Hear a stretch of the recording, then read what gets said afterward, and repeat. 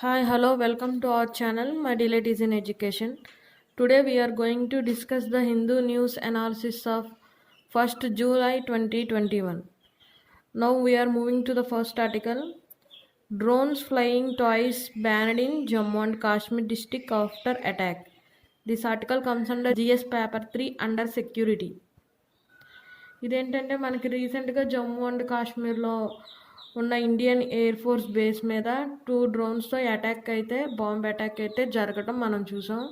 దానికి సంబంధించి జమ్మూ అండ్ కాశ్మీర్లో ఉన్న రాజౌరి డిస్టిక్లో అక్కడున్న అడ్మినిస్ట్రేషను ఫ్లయింగ్ ఆబ్జెక్ట్స్ని డ్రోన్స్ని బ్యాన్ చేయడం అయితే జరిగింది. ఓన్లీ డ్రోన్సే కాదు, ఎలాంటి ఫ్లయింగ్ ఆబ్జెక్ట్స్ అయినా సరే, అవి బొమ్మలైనా సరే వాళ్ళు బ్యాన్ చేయడం జరిగింది. ఎందుకంటే ఇంకోటి ఉన్నట్టు సస్పెక్ట్ చేశారు, ఇంకో డ్రోన్ తిరుగుతున్నట్టు. ఇదే కాకుండా మనం లాస్ట్ ఇయర్ 2009లో చూసుకుంటే ఇండియా పాకిస్తాన్ బార్డర్లో 167 డ్రోన్స్ అనేవి కనిపించినాయి. అండ్ ఇప్పుడు 2020లో చూసుకుంటే 77 డ్రోన్స్ అనేవి కనిపించినాయి. ఇవి యూజ్ చేయడానికి మెయిన్ కారణం ఏంటంటే ఇవి లో ఆఫ్ కాస్ట్ అండ్ వాటి యొక్క ఆపరేట్ చేయడం కూడా చాలా ఈజీ. అండ్ పర్సన్ ఎక్కడో ఉండి ఇక్కడ ఆపరేట్ చేయొచ్చు. సో ఏదన్నా బాంబు కానీ ఏదన్నా అటాక్ కానీ చేసినప్పుడు ఆపరేట్ చేసే పర్సన్కి ఎలాంటి లైఫ్ థ్రెట్ అనేది ఉండదు.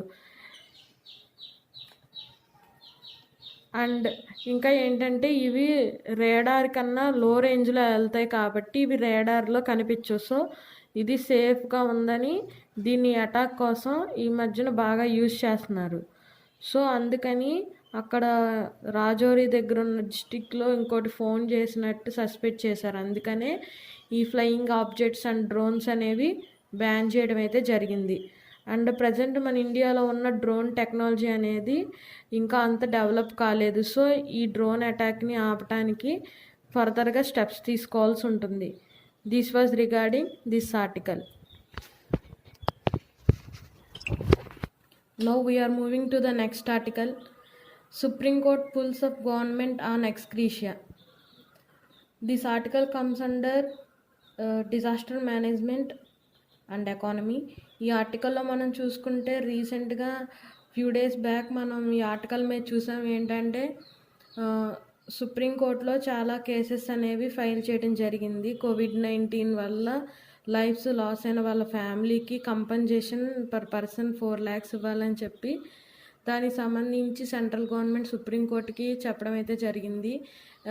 కంపెన్సేషన్ అనేది పే చేయలేం, ఎందుకంటే ఆల్రెడీ చాలా డెఫిసిట్లో ఉన్నాము. ఆ మనీ అనేది హెల్త్ సెక్టార్లో, ఫుడ్ సెక్టార్ సబ్సిడీస్లో ఉపయోగిస్తాము, ఎక్స్ గ్రేషియా ఇవ్వలేమని సెంట్రల్ గవర్నమెంట్ సుప్రీంకోర్టుకి తన యొక్క విన్నపాన్ని చెప్పుకుంది. సో దానికి సంబంధించి నిన్న వెన్స్డే సుప్రీంకోర్టు అనేది నేషనల్ డిజాస్టర్ మేనేజ్మెంట్ అథారిటీకి 6 week టైం ఇచ్చింది to fix rules for compensation to కోవిడ్-19 విక్టిమ్ స్కిన్. ఏమనంటే 6 week టైంలో రూల్స్ సెట్ చేసి కంపెన్సేషన్ అనేది పే చేయమని చెప్పడం జరిగింది. దాంతోపాటు సుప్రీంకోర్టు ఏమందంటే PM the ex officio chairperson for failing in its duty to recommend ex gratia to the family of those who lost their loved ones due to కోవిడ్-19. ఈ నేషనల్ డిజాస్టర్ మేనేజ్మెంట్ అథారిటీ యొక్క basic rule అది. డిజాస్టర్లో 3 types ఉంటాయి: pre, post and future disaster. వాటిల్లో ఎవరైతే lifes డిజాస్టర్లో పోగొట్టుకుంటారో వాళ్ళకి ex gratia ఇవ్వడం అనేది మినిమం రెస్పాన్సిబిలిటీ. దాన్నే ఫెయిల్ అయిందని చెప్పి సుప్రీంకోర్టు తెలియజేస్తూ 6 weeks టైం ఇవ్వడం అయితే జరిగింది. This was regarding this article. Now we are moving to the next article. India flags green pass issue. This article comes under international relations. ఈ ఆర్టికల్ ఏంటంటే అసలు గ్రీన్ పాస్ అంటే ఏంటంటే యూరోపియన్ యూనియన్ రీసెంట్గా green pass అనేదాన్ని ఆన్లైన్లో ఇవ్వడం అయితే జరుగుతుంది. అదేంటంటే ప్రస్తుతం ఉన్న కోవిడ్ సిచ్యువేషన్స్లో ఎవరైనా ఎక్కడి నుంచైనా కానీ యూరోప్ వెళ్తే, యూరోప్ అనే కాదు ఏ కంట్రీకి వచ్చినా బేసిక్ క్వారంటైన్ అని కొన్ని డేస్ క్వారంటైన్లో ఉంచి వాళ్ళకి టెస్ట్ చేసి పంపిస్తారు కంట్రీ లోపలికి. అలానే యూరోపియన్ యూనియన్లో కూడా క్వారంటైన్ అనేది ఉంది. ఆ క్వారంటైన్ లేకుండా ఉండడానికి గ్రీన్ పాస్ అన్నమాట. అది ఆ గ్రీన్ పాస్లో 4 వ్యాక్సిన్స్ నేమ్స్ని ఇంక్లూడ్ చేసింది. Pfizer, Moderna, AstraZeneca, Oxford, Johnson and Johnson. ఈ 3 వ్యాక్సిన్స్లో ఏ వ్యాక్సిన్ వేయించుకున్నా కూడా యూరోపియన్ యూనియన్లోకి ఎంట్రీ అయితే బేసిక్ క్వారంటైన్ అనేది అవసరం లేదు అని చెప్పింది. కాకపోతే ఇక్కడ ఈ లిస్టులో కోవిషీల్డ్ కానీ కోవాక్సిన్ కానీ నేమ్ అనేది లేదు. సో ఇక్కడ మన ఇన్ఈక్వాలిటీ అనేది మన ఇండియన్ గవర్నమెంట్ ఫేస్ చేసింది.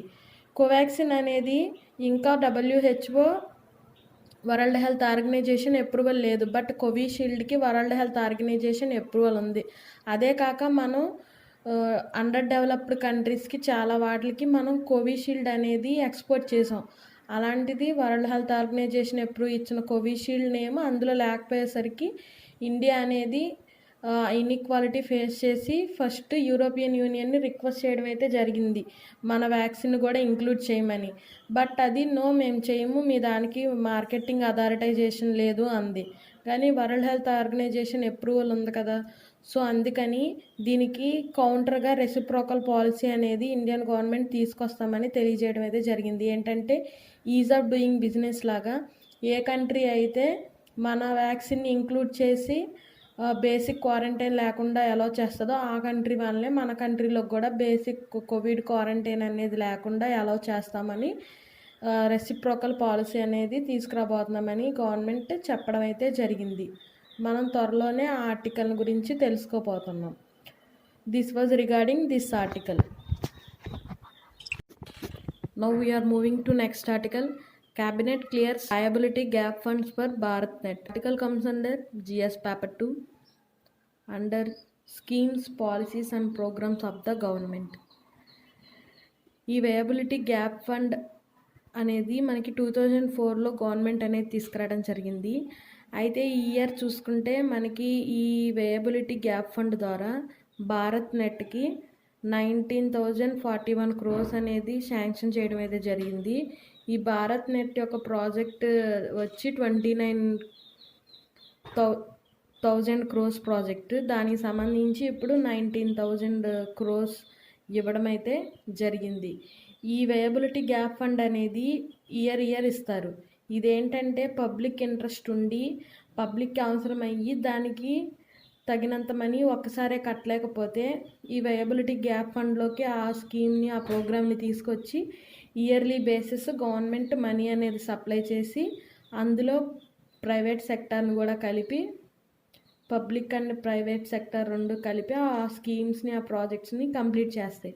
ఈ భారత్ నెట్ అనేది దేనికంటే మనం రీసెంట్గా చూసాం, ఇది డిజిటల్ డివైడ్ అనేది. అలాంటి డిజిటల్ డివైడ్ని తగ్గించడం కోసం అండ్ ఈ గవర్నెన్స్ని పెంచడం కోసం ఈ భారత్ నెట్ అనేది విలేజెస్లో పంచాయతీస్లో బ్రాడ్బ్యాండ్స్ని సెట్ చేయడం దీని యొక్క లక్ష్యం. అండ్ ఇంకా ఇంపార్టెంట్ ఏంటంటే ఈ స్కీమ్ ద్వారా 16 డిస్ట్రిక్ట్స్కి ఇవ్వడం అయితే జరిగింది. అండ్ ఇందులో చూసుకుంటే Kerala, AP and Telangana districts లేవు. So this was regarding this article. నా సమాచారం కనుక మీకు నచ్చినట్టయితే లైక్, షేర్ అండ్ సబ్స్క్రైబ్ చేయండి.